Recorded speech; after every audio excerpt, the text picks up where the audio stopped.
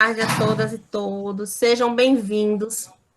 Hoje a gente tem o prazer, né, de ter com a gente a escritora Tatiele Silva, ou Tata Café, fiquem à vontade, para mim, Tati. Tati foi aluna, né, nossa do CETEP, ela terminou o ensino médio lá, na época era modelo. Ela é escritora, ganhadora do Prêmio de Residência Artística Internacional para Escritores no Estado do Sacá. Também é ganhadora do edital de mobilidade cultural da Secult, o intercâmbio internacional no Centro Cultural Brasil e México, né? Prêmio Professora Creuza Souza, na categoria Literatura. Tati é mestre em desenho cultural e interatividade pela Universidade Estadual de Feira de Santana. É especialista em design think pela Universidade de Unileia e bacharel em artes visuais pela Universidade Federal do Recôncavo da Bahia. Então, Tati é uma escritora que perpassa pela prosa e pelo verso. E hoje ela vai conversar com a gente em prosa, falando da sua experiência enquanto cronista.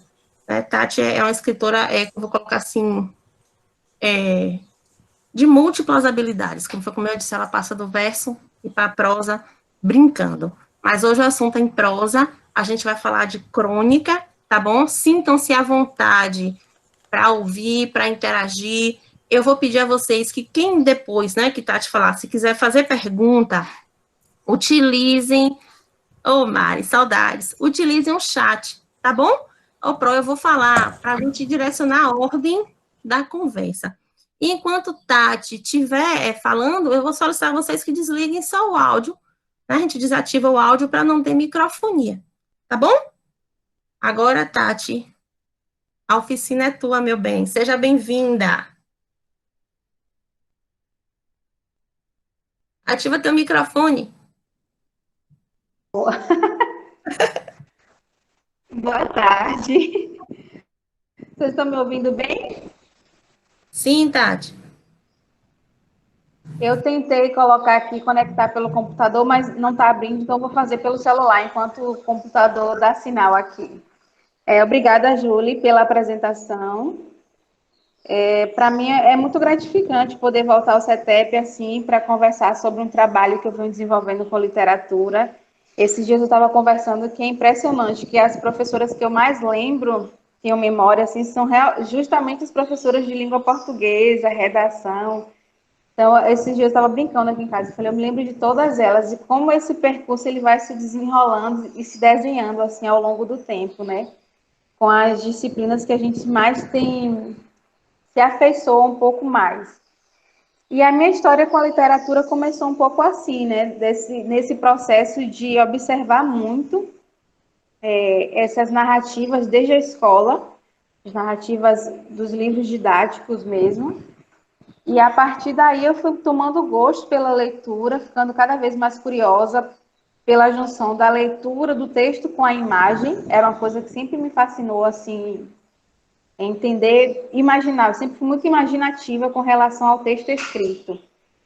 E aí eu comecei a desenrolar esse processo de escrita, mas só fui me situar como alguém que escrevia mesmo já na fase adulta, na época da faculdade. Foi quando eu comecei a usar um pouco mais as redes sociais e comecei a postar alguns textos e eu nem me dava conta de que o que eu escrevia poderia se encaixar em algum gênero textual. Para mim era só um scrap ou um status que eu colocava ali mesmo na rede social. E aí eu lembro que foi um colega meu de faculdade que me deu um livro de presente. Ele, na dedicatória, ele colocou assim: isso aqui é para te ajudar você a se inspirar para quando você escrever seu livro de crônica, alguma coisa do tipo.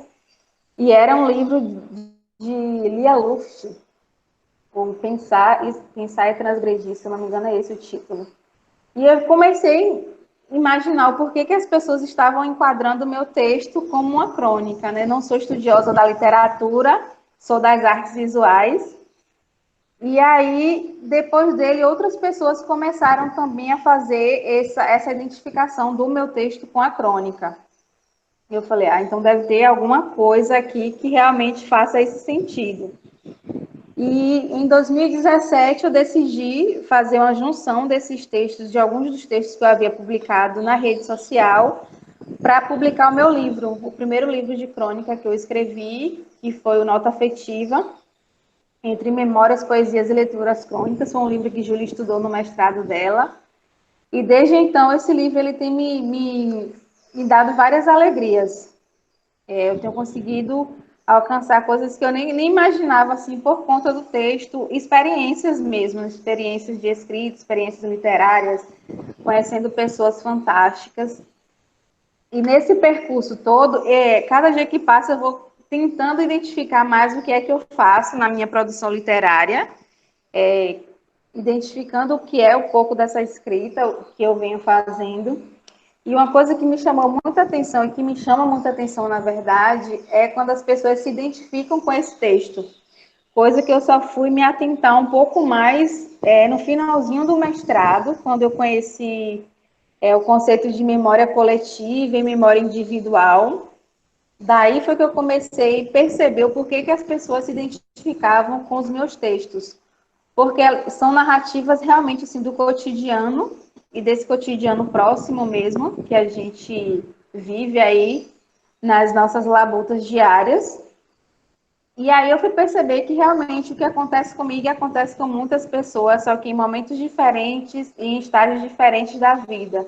Mas que essas experiências, elas são de fato coletivas, embora elas aconteçam de forma individual, elas têm essas características da coletividade. Então, o meu texto ele tem um recorte muito do regionalismo, eu falo muito sobre memórias da infância. Então, a minha infância, ela foi uma infância de uma criança da periferia. Eu morava em rua de chão, terra, né? Rua de terra, brincava na rua. Então, essa infância minha, ela é muito presente também nos meus textos. As férias na zona rural, as férias para Salvador. Acho que eu não sei se a gente vai conseguir compartilhar, Júlio, o slide, porque eu posso comentar um pouco dele só Então, eu para compartilho. eu me situar. Você compartilha, por favor? Só para eu situar um pouco de como eu venho construindo essa minha narrativa, né? Eu tenho observado que ela é feita muito a partir dos contrastes visuais. Embora eu seja das artes visuais, eu sempre falo que eu não me considero um artista visual, mas eu observo muito esse interior e acabo trazendo isso para o texto, para a literatura. Deixa eu ver aqui. Pode passar para o segundo, Júlio, por favor. Eu trouxe essas duas imagens para refletir um pouco sobre esse contraste mesmo que eu vejo, que eu vi durante minha vida inteira, né? Na imagem da direita, o bairro que eu moro, aqui em Santo Antônio, e o da esquerda é a Praça Padre Mateus. Por que que eu trago eu estava refletindo isso hoje. Por que que eu trago essa reflexão acerca desses contrastes visuais? Eu lembro que quando eu era criança, a minha noção de espaço ela era muito fantasiosa, assim, ela era fantástica, na verdade. Eu tinha duas colegas que moravam aqui na mesma rua e a gente pedia para a mãe da outra assim para passear no bairro, então parecia que era uma cidade enorme. E o acesso que a gente tinha à praça era nas festas de largo. Então, a gente ia para a festa de Santo Antônio, sempre que tinha batizado, então parecia que era um outro universo assim que a gente realmente estava. Então, para mim, isso era tudo muito imagético. E eu fui construindo essa narrativa escrita a partir dessas referências visuais e sensoriais mesmo desses lugares. Pode passar o segundo, Júlio, por favor. O próximo aqui, eu faço uma reflexão muito interessante acerca desse chão, que para mim é muito mnemônico, assim. Aqui no bairro, a gente sempre teve acesso a chão, estrada de chão. E isso sempre fez parte da minha infância durante muito tempo, tanto aqui no bairro quanto na zona rural, que era a casa dos meus avós. E esse contraste mesmo do calçamento é muito interessante, porque aqui eu moro no Alto Santo Antônio, então a gente tem a divisa da BR para os outros bairros do centro. Então, Andaiá, Barros de Almeida e por aí vai. E para mim realmente funcionava como um outro universo, esse espaço, esse ambiente, essa paisagem visual mesmo, para mim funcionava como um outro lugar. E acho que é por isso que eu carrego tanto essas características no meu texto e as pessoas elas se identificam muito. Outro dia eu estava numa roda de conversa e um dos textos do livro eu falo sobre um grilo, conto a história, a gente tem quintal aqui em casa, então tem muito grilo. Inclusive agora eu tive que colocar os fones porque tem muito passarinho aqui no fundo, então está assim impossível de tirar, deixar o áudio aberto, porque tem muito passarinho. E eu lembro que ela falou que ela leu o texto do grilo e ela se emocionou, porque ela tinha deixado a zona rural há muito tempo e estava vivendo num ambiente urbano e fez ela lembrar da infância dela. Ela já era uma moça, uma mulher adulta, e ela falou muito dessa memória também que foi ativada a partir dessa narrativa, né, desse exemplo do texto. A próxima imagem que eu tenho é uma das paisagens assim que mais eu acho que aparece no meu texto. A da esquerda é a visão que eu tenho da casa de minha avó, na zona rural. E a da direita é a casa de uma tia minha, também no mesmo interior. Eu não sei se vocês vão conseguir visualizar daí. Na primeira tem uma mata, bem no centro da imagem, tem uma mata assim, fechadinha, quase perto da serra lá. Essa árvore da direita é a casa que fica depois dessa mata. Então, a gente atravessava todo esse campo, todo esse pasto, terreno, a pé, um grupo de 12 crianças, todo mundo brincando, e assim, sem nenhum adulto. Hoje a gente pensa que loucura. Então, assim, sem nenhum adulto para observar, mas porque tinha essa coisa da liberdade mesmo. Então, essa paisagem, ela aparece muito no meu texto, porque eu narro muitas experiências desse percurso, né, de brincar no rio, de correr de boi, trago um pouco das tradições que a gente tem na zona rural, que é se você usar uma roupa vermelha, o boi vai correr atrás de você. Então, tem muitas dessas características no meu texto, muito marcado por essa paisagem da infância.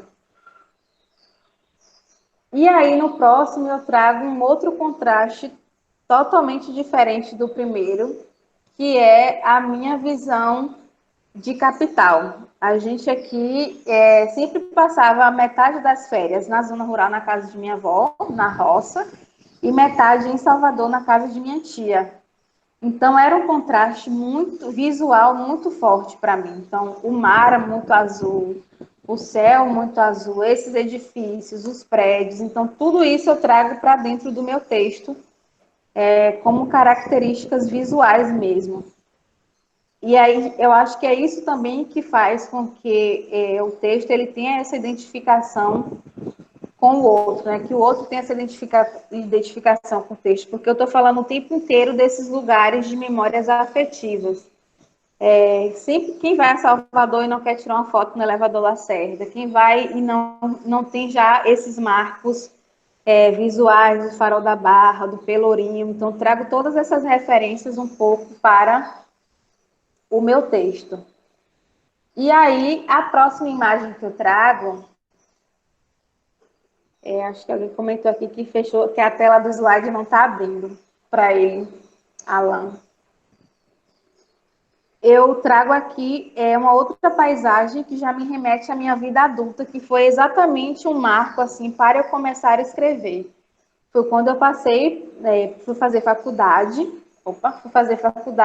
e me deparei com a imagem de Cachoeira, aqui no Recôncavo, a cidade vizinha nossa aqui. Então, para mim, foi um deslumbramento muito grande ver essa paisagem também do envelhecimento, um céu um pouco mais aberto, a cidade sem fiação, então o rio. Então, tudo para mim era uma narrativa muito poética. Então, acho que a minha tradução dessas imagens é o que caracteriza um pouco esse meu texto. Então, eu falo que a minha escrita ela é uma escrita de muitos lugares, assim. Tem uma inquietação por lugares muito grande. Eu me deslumbro muito fácil com paisagem, então isso tudo vai para o meu texto. O próximo slide que tem aí é a capa do meu livro, o Nota Afetiva. Ele não tenho mais, ele já esgotou. A gente fez uma tiragem nova, mas já encerrou também, já terminou. Essa bicicletinha da capa, na verdade, todo ele tem um sentido muito dessas narrativas da infância também. Essa imagem da capa, a bicicleta, eu lembro que eu aprendi a pedalar muito tarde, assim, em vistas do costumeiro. Eu aprendi a pedalar com quase 9 anos, 9, 10 anos, por aí. E aí a minha primeira bicicleta foi uma bicicletinha amarela.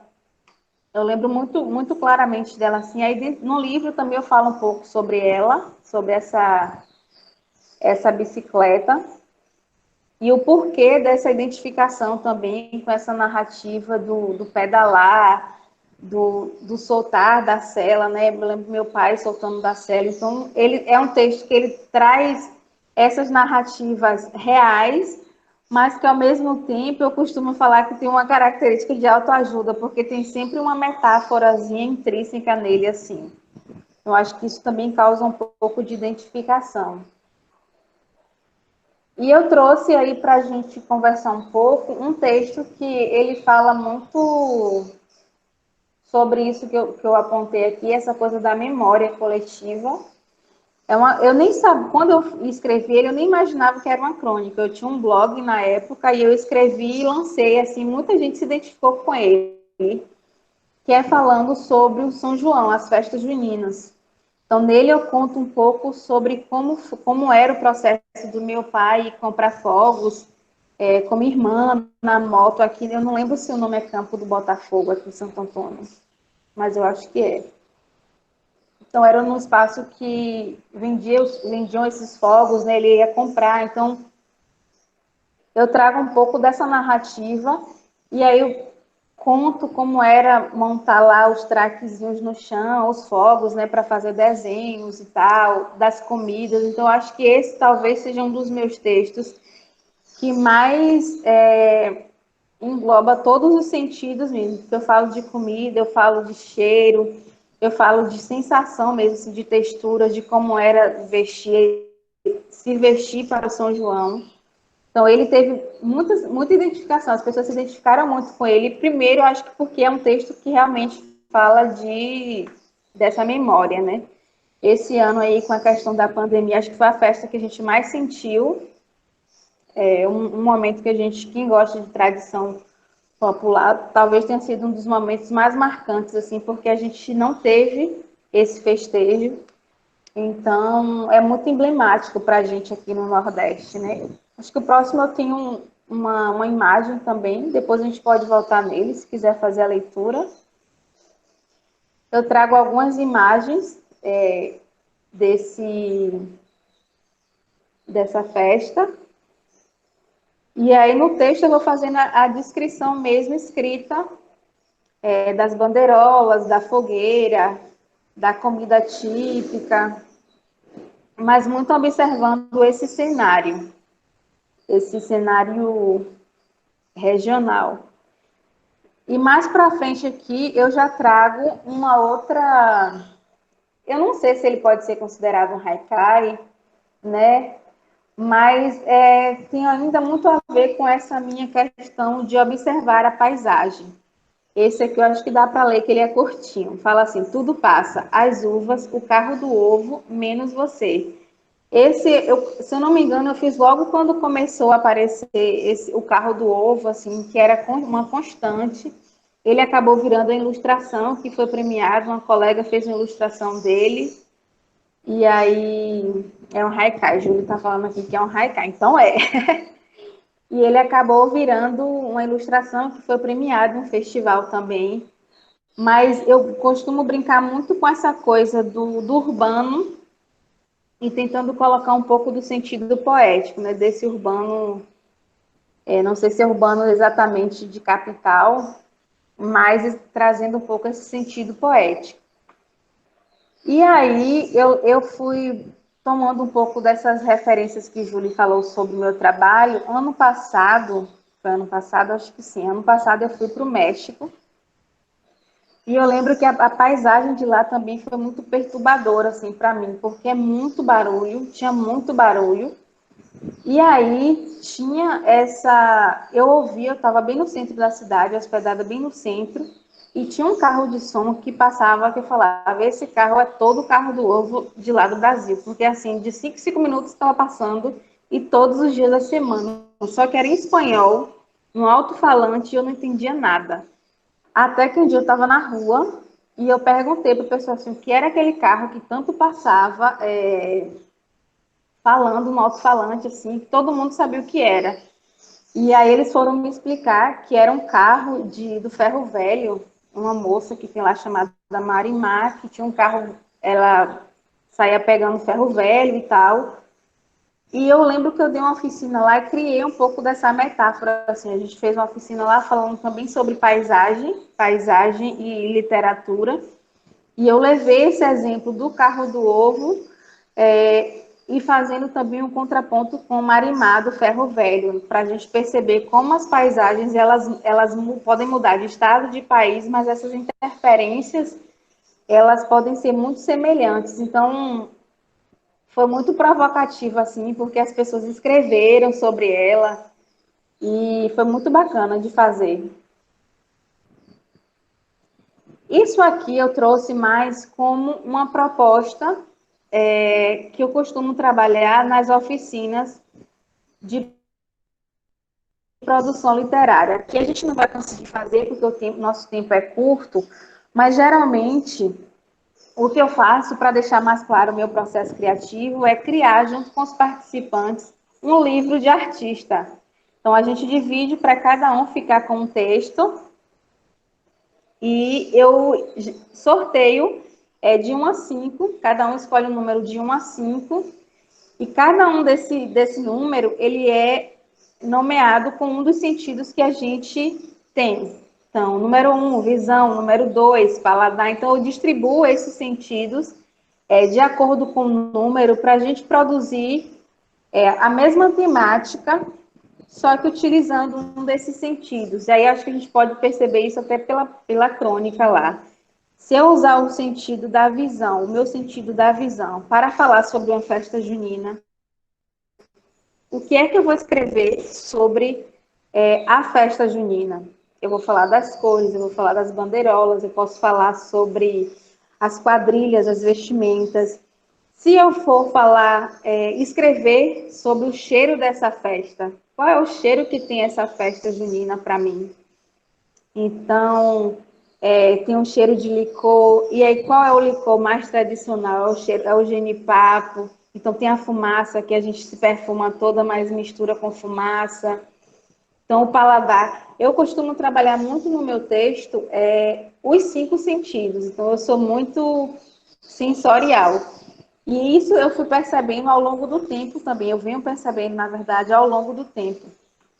Que essas narrativas que eu faço, que elas ganham um pouco de identificação com o público, são justamente por conta dessa implicação dos sentidos. Então, como eu vejo, muitas vezes é como o outro também vê. Então, só que o cheiro de terra molhada, ela colocou aqui o cheiro de terra molhada porque todo São João chove, realmente. Então, assim, isso é uma dica que eu fui pegando ao longo desse meu processo de escrita, porque nem sempre eu estou tão criativa para escrever. Então, com o passar do tempo, eu fui criando mesmo essa metodologia, assim, de o que é que eu posso extrair desse tema para conseguir escrever. Então, eu pego um sentido e começo a produzir essa narrativa.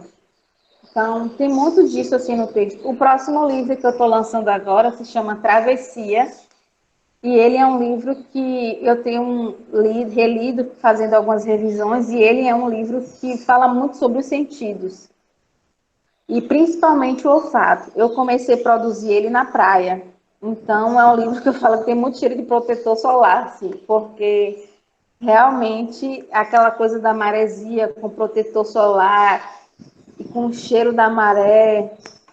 Então, alguns textos ele tem muitas características, trazem muito dessa característica mesmo sensorial do olfato.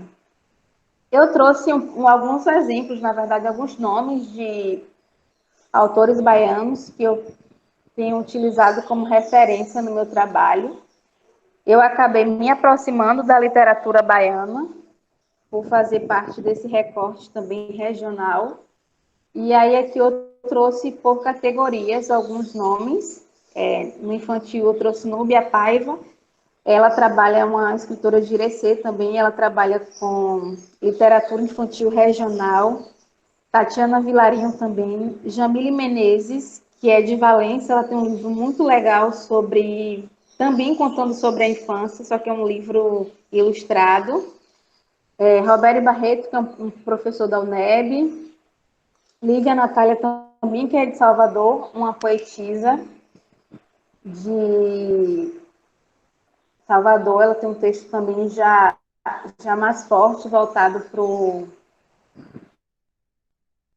para discussões étnicas.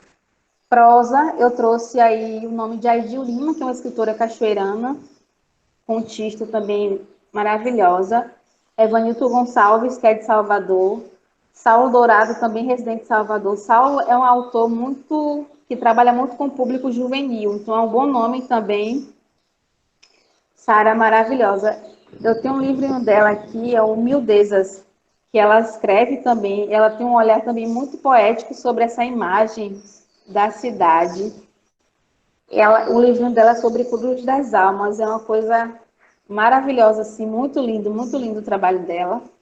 Clarissa Macedo, que é de Feira de Santana, se eu não me engano. Tom Correia, de Salvador.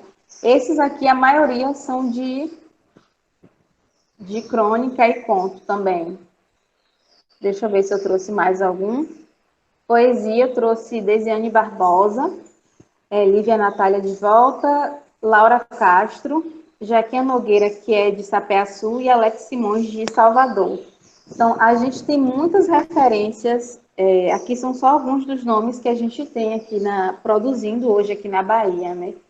Mas a gente tem muitas referências muito próximas, assim, a nós, principalmente no Recôncavo. Hoje a gente tem pelo menos, acho que 4 editoras independentes aqui no Recôncavo, e tem crescido muito o número de pessoas escrevendo, assim, novos autores, e isso eu acho fantástico.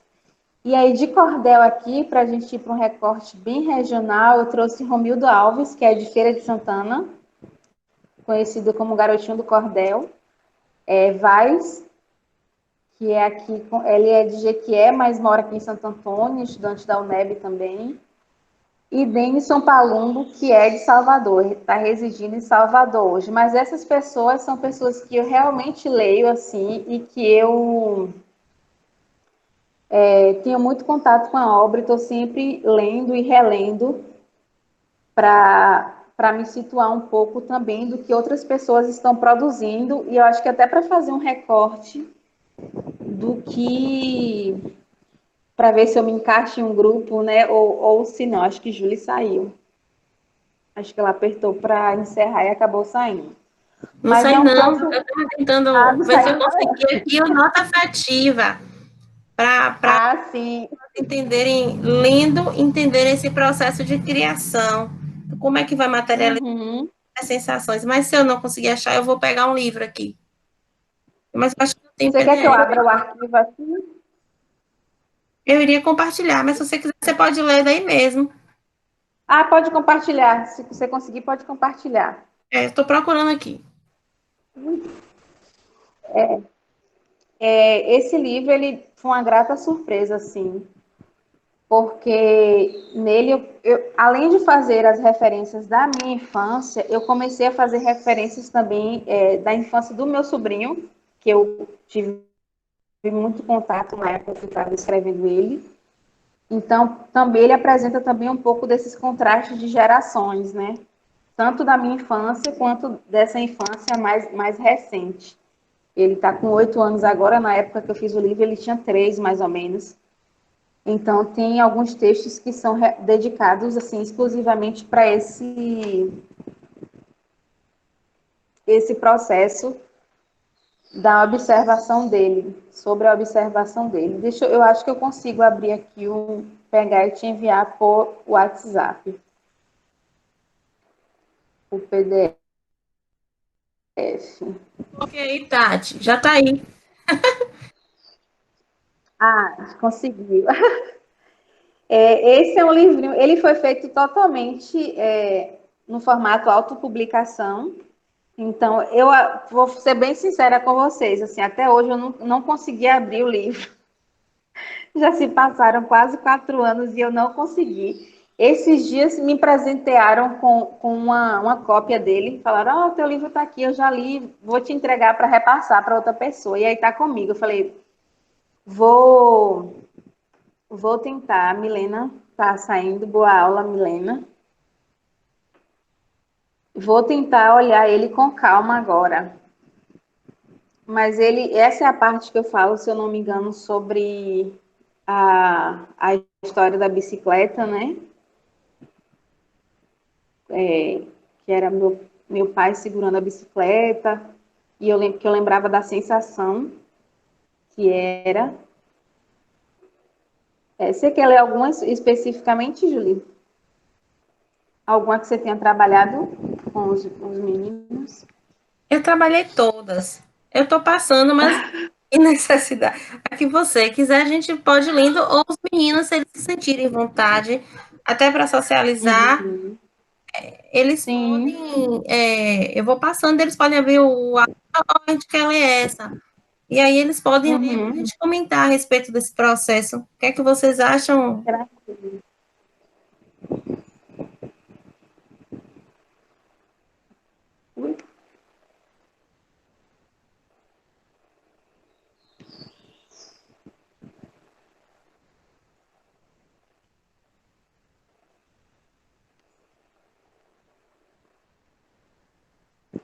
Esse comércio Bom, pelas né? gavetas.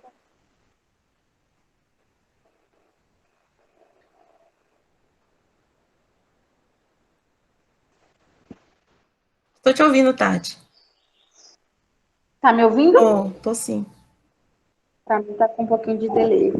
Esse comércio pelas gavetas é um dos textos que eu mais tenho um feedback, assim, acho que, se eu não me engano, ele é o primeiro, né? O que abre o livro.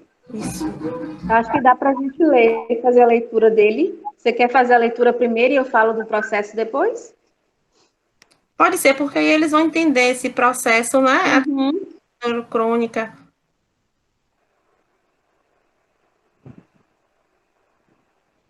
Comece pelas gavetas. Se as coisas Deixa eu ver. estão bem, comece pelas gavetas. Abra-as uma a uma. Jogue as coisas no chão. Pegue um saco de lixo e coloque Gilberto Gil para tocar. Olhe bem para toda a bagunça. Respire fundo, mas comece pelas gavetas.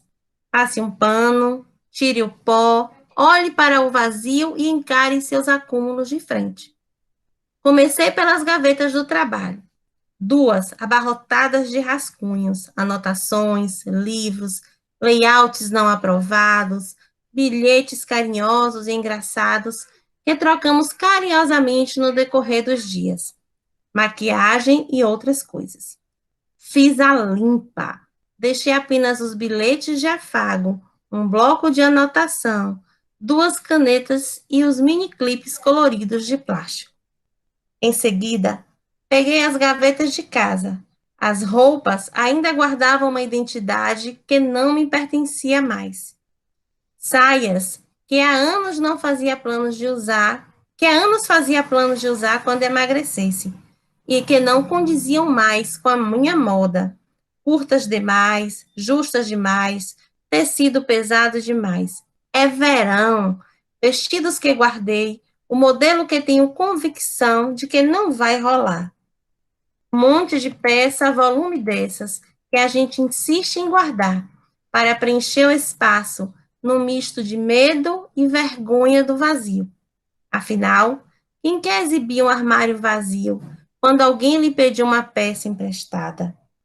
Excessos de bagagem que a gente aprende a cuidar quando quer alçar voos e as taxas de peso extra se mostram muito caras. Não sobrou nada. 20 peças no máximo e olhe lá. Depois foi a vez da saia da sala dos estudos. Rasguei como sempre faço na hora de organizar a vida.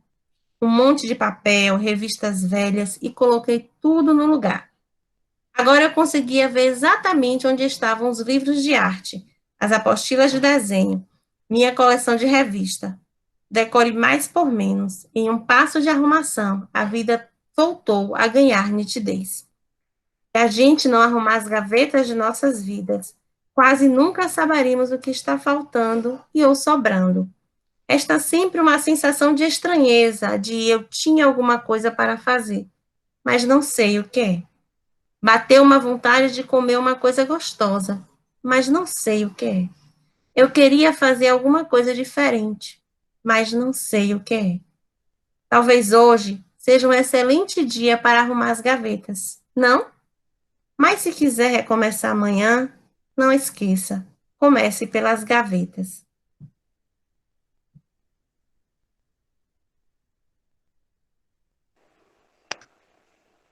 Contigo, Tati. E- Eu sempre fico sem graça quando alguém lê esses textos assim, porque, sei lá, o processo de escrita desse texto, ele realmente foi como aconteceu, assim, como ele está descrito aí. Eu estava num dia, assim, de organizar a vida e eu comecei realmente arrumando a gaveta do trabalho, depois arrumei as de casa e aí fui fazendo esse processo de limpeza mesmo. No final, que estava tudo arrumadinho, eu sentei para escrever. Na verdade, o que eu fiz foi narrar, né, o que tinha acontecido durante esse processo de reorganização. Então, por onde foi que eu comecei? Acho que é muito importante assim, a gente se fazer essa primeira pergunta logo no início assim, da construção do texto. O que é que eu quero, do que é que eu quero falar aqui agora? Sobre o que que eu quero falar? Então, de cara assim, eu já tinha me situado que eu queria falar sobre arrumação. E aí eu fui colocando o passo a passo para descrever como é que tinha acontecido esse processo de arrumação, de tirar roupa, de tirar as roupas da gaveta. Eu acho que o processo da crônica, acho que quanto mais detalhes ela tiver, mais você consegue transportar o leitor para dentro do seu texto, porque ele acaba se situando de tantos detalhes assim do que você colocou ali que parece que ele estava lá junto com você assim. Então esse é um texto que ele é bem descritivo e tem o passo a passo mesmo assim de cada etapa que foi esse processo de arrumação. Então assim, eu sou fascinada pelo universo da crônica. Depois que eu comecei a escrever, que começaram a Polly também está dando tchau.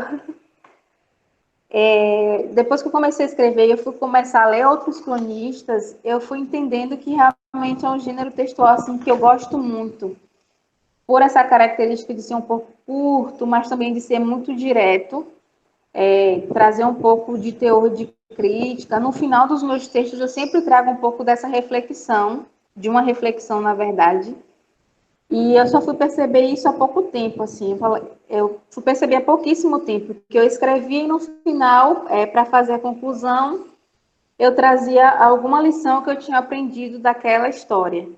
Então, eu sempre começo situando o leitor da história, fazendo esse recorte, né? Onde é que aconteceu, com quem aconteceu. Aí, o segundo bloco, eu já trago como foi que aconteceu aquilo, trago as características do desenvolvimento mesmo, falando um pouco do passo a passo, quais foram os acontecimentos que tiveram dentro daquela história. E no final eu trago uma reflexão que eu aprendi sobre aquilo que eu vivenciei ou presenciei. Então, a minha crônica ela tem basicamente essa característica. Assim, eu situo, primeiro eu começo situando do que é que eu vou falar, depois eu desenvolvo trazendo algumas características muito pertinentes desse processo, e no final eu trago essa reflexão. Alan perguntou se todas as crônicas precisam trazer uma reflexão no final, foi isso? É porque apareceu rapidinho aqui para mim. Foi sim, Tati. Eu acho que, na verdade, eu acho que não. Eu acho que foi uma característica, no meu caso, foi uma característica minha, que é uma característica minha que já vem dessa coisa de refletir muito sobre a vida. Mas eu não acredito que ela tenha que trazer sempre uma reflexão. Júlia, quer pontuar alguma coisa a respeito disso?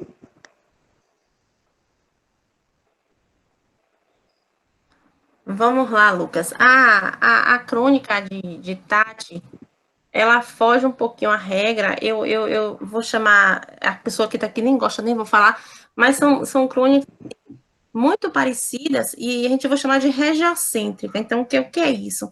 O centro, né, da temática das crônicas são o local onde as pessoas vivem.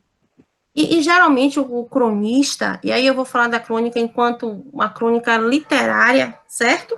Ele traz essa carga emotiva, essas sensações, essa sinestesia, que pode vir, na verdade, no final, como o Tati faz com uma reflexão, ou não, né? Isso fica a cargo da criatividade do escritor. Mas a crônica literária, ela tem esse de você atrelar fatos do cotidiano a uma carga emotiva, a levar você a refletir, a pensar, a retornar, né? Eu lembro uma vez uma crônica de uma pessoa que tinha falecido aqui em Santo Antônio, que eu ouvi essa crônica, e é daquela época também que a gente era jovem. Então, o escritor, ele faz isso, né? Ele se inspira momento, eu percebo assim, né? Ele se inspira em um momento seu que chamou a atenção, e a partir dali ele começa a escrever. Então, a narrativa que tem muita descrição, por isso a questão coloca das questões sinestésicas, certo? O que é diferente, por exemplo, se você for escrever uma crônica jornalística, ela não vai ter essa carga emotiva tão grande enquanto a crônica literária. Se a gente for olhar ano para aquelas aulas que a gente tinha as crônicas de viagem, que tinha só a função de informar, então ela não tinha essa função, né, de despertar tanta emoção, tanta sensibilidade, tanta sensação, que isso é possível com a literatura. Então a gente está falando aqui enquanto cronista, né, numa visão de crônica literária, nesse híbrido que hoje a crônica ela tem se apresentado para a gente nesse viés literário, entendeu? Mas assim, você não precisa dar uma reflexão, uma solução, porque a própria crônica em si, quando você escreve, e você vai colocando suas impressões, suas sensações, né, você já vai levando o leitor a uma reflexão, entendeu?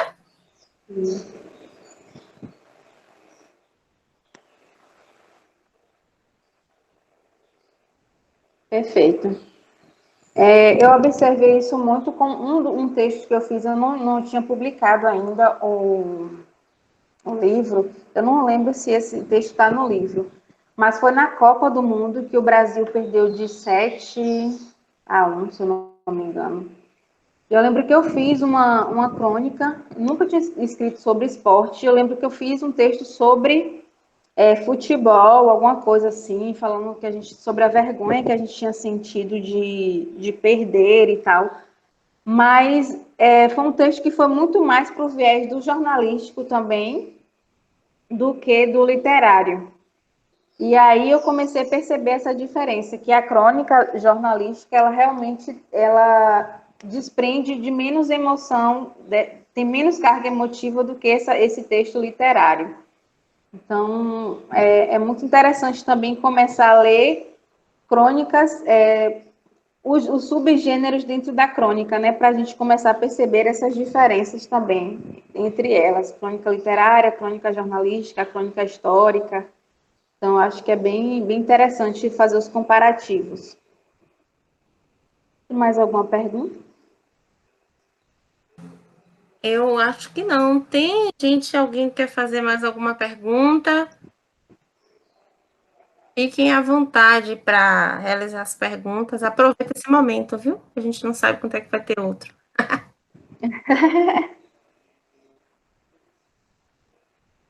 Eu acho que não, Tati. Eu acho que... Que bom! Olha. Ah, Bom. oi, Tati. É um prazer ter você aqui, viu? Eu queria que você falasse um pouquinho sobre esse novo livro que você está lançando. Você só falou rapidamente. Uhum. Esse novo livro, ele se chama Travessia. Foi um livro que eu comecei a produzir na residência artística que eu fiz no Instituto Sacatá, em Itaparica. E aí eu estou no processo dele de finalização. Já está tudo prontinho, só para mandar para a gráfica. Ele sai agora em janeiro, já era para ter saído, mas aí veio pandemia, tudo, a gente adiou um pouquinho. Ele está para sair em janeiro. Continua com o mesmo, com a mesma linha de memória, assim. Eu tenho percebido que ele continua trazendo um pouco da mesma linha de memória afetiva que eu trouxe no primeiro livro, porém, dessa vez eu decidi colocar os textos com a narrativa de uma personagem. Então, no primeiro livro, todo mundo perguntava se todas as histórias tinham sido vividas por mim. E aí eu me senti um pouco exposta, assim, não no sentido do medo, da vergonha, nada disso, mas é porque eu senti que tinha muita abertura dessa curiosidade, assim, poxa, será que tudo é verdade? Será que é um pouco ficção? Então, a diferença do primeiro para esse segundo é que agora, no Travessia, ele foi um livro pensado para ser livro mesmo. Assim, o primeiro eu fiz uma junção de textos e agora eu fiz um livro, digamos que programado ou mais organizado. Então, eu criei uma personagem. Deixa eu ver se eu consigo abrir a capa dele aqui. Mando para a Júlia, ela compartilha. Eu fiz uma personagem, é uma mulher de 29 anos. Aí eu falo que estou fugindo de mim, mas é a mesma idade que eu tenho hoje, não tem como. E ela está passando. Eu coloquei a personagem como uma personagem em transição. Então, falo muito dessa parte de mudar de fases, de transpor lugares, transpor sentimentos e sensações e fases da vida. E ela começa a narrativa dela falando um pouco sobre o que foi chegar aos 29 anos, e aí começa a narrar textos mais voltados para a adolescência. Então, ela faz um recorte muito mais sobre essas transformações de corpo, percepção de mundo. Então, já um pouco diferente do Nota Afetiva, que tinha mais um recorte da infância. Então, esse eu até comentei com o Júlia esses dias, que esse está mais voltado para a adolescência, assim. Tem mais uns recortes falando sobre corpo, sobre cabelo, sobre sentimentos. Então, eu estou muito empolgada para lançar, estou aguardando só enviar para a gráfica para fazer o lançamento. E aí, assim que chegar, eu vou ter muito orgulho de fazer o lançamento também com a escola, com os estudantes. Quero me aproximar desse público, quero me aproximar do público adolescente também. Até então, tenho trabalhado muito com o público infantil, mas por identificação também. Então, eu quero começar mais, ter um engajamento mais próximo dos adolescentes, dos jovens, por uma questão muito de demanda deles também, assim. Então, o texto acabou se moldando para alcançar esse público, mas sem perder essa característica de memória. Eu falei, vou fugir um pouquinho disso, mas não teve jeito, ficou muito parecido, acabou que é minha identidade mesmo da escrita. Deixa eu ver se eu consigo abrir aqui a tela, que eu já mostro a capa dele para vocês. Já está prontinha a capa. Foi ilustrada por uma ilustradora de Cruz das Almas. Eu abri aqui, eu vou passar para a Júlia e ela compartilha aí na tela. Mas é basicamente isso. Eu acho que eu respondi um pouco.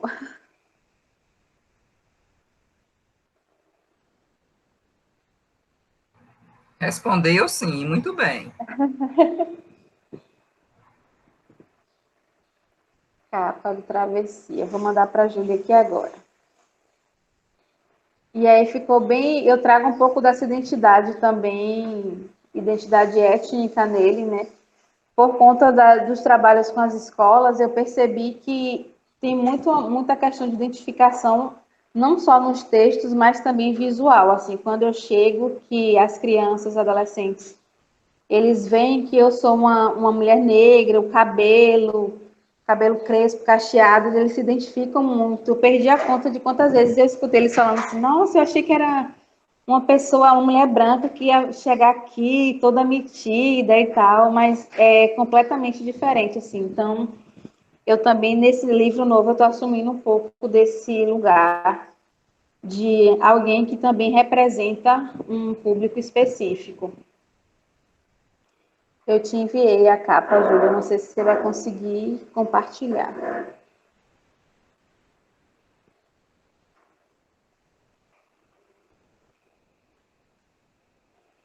Tá dando erro, Tati, para Tá recarregar vendo? e não baixar. Mas eu acho que ela tem nas redes sociais, né? Sim. Inclusive a foto do meu perfil no Facebook, se eu não me engano, já Isso. está público. Meus alunos que os digam, hein? Verdade. Gente, mais alguma pergunta? Mais alguma dúvida? Eu acho que não, né? Eu acho que não. Mas assim que chegar o livro novo, eu estou super disposta aí para ir bater um papo, viu? Vamos torcer para essa pandemia acabar logo. Ai, Verdade, Júlia, Tati. já sinta-se convidada, viu? Chegar o livro, né, Júlia? Obrigada. Sim, sim. Eu fui muito feliz. Para mim foi uma felicidade muito grande trabalhar com Tati, revê-la depois de muitos anos, né? Uhum. Eu conheci Tati, eu estava grávida, novinha ainda no CETEP, era modelo. Então, assim, foi um presente maravilhoso para mim. Todo dia eu digo assim, reencontrar a Tati, reencontrar tantos outros ex-alunos, assim, empregados, donos de si, né? Tomando a rédea das próprias vidas. Isso para a gente, enquanto professor, não tem presente maior. Foi um grande presente. Ela sabe disso. Eu sou fã, fã, fã. É igual, a sensação é a mesma que, assim, acho que os professores da gente são realmente que as pessoas que nos dão direção para o mundo, assim. Então, eu sempre falo com o Júlio que eu fico muito emocionada quando a gente tem esses encontros, assim, porque é um momento de reconhecimento também de uma trajetória escolar. Então, eu mesmo lembro de muita coisa, assim, então passa um filme na cabeça, já estou aí chegando aos 30, então passa um filme na cabeça de muita coisa. E hoje eu tenho, minha intenção realmente é produzir para estar por aqui, assim, estar muito próximo da comunidade, dar esse retorno para a escola, para a universidade. Então, sou muito grata por esse reencontro, assim, da gente. Acho que cada vez mais a intenção é essa, assim, a gente se reaproximar da escola, se reaproximar dos nossos professores e criar coisas boas e junto, assim, para a gente ter um futuro, pelo menos, mais digno daqui para frente, né, assim. Apesar de todos esses pesares aí. Verdade. Tati, minha querida, muito obrigada. Deus te Eu que agradeço. louca para ler Travessia, você sabe, né? Que eu tô esse livro. E a gente se vê, viu? Muito obrigada. Eu acho que você ajudou muito as pessoas que aqui estão. Eles vão se inspirar para escrever. A gente pede ao pessoal que não esqueça de mandar as produções para o nosso e-book e qualquer coisa, dependendo, né? Se a gente vai ser muita produção de crônicas, aí eu vou te pedir também para escrever algo para colocar nesse e-book, tá? Com certeza. Pode Pedido, mas pedir. a gente está esperando chegar os textos para a gente ver se consegue materializar isso.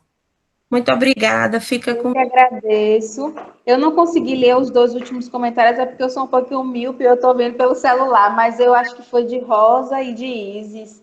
Foi Muito, elogio. muito Parabéns, belíssimo obrigada. trabalho.